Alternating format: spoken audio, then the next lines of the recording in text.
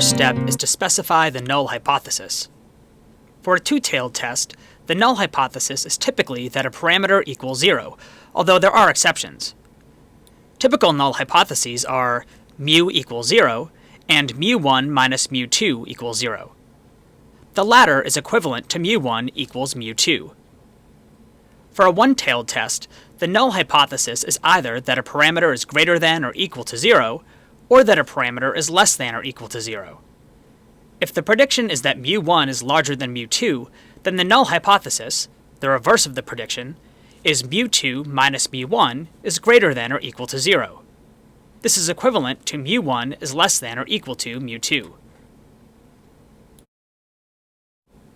The second step is to specify the alpha level, which is also known as the significance level. Typical values are 0.05 and 0.01.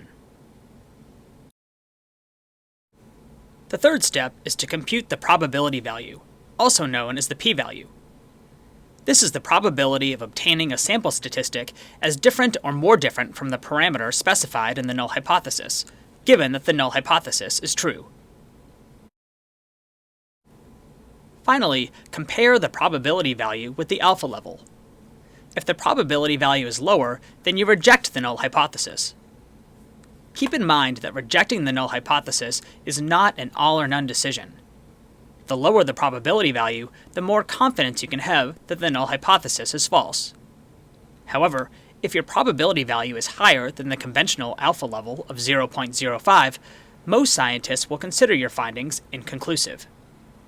Failure to reject the null hypothesis does not constitute support for the null hypothesis. It just means you do not have sufficiently strong data to reject it.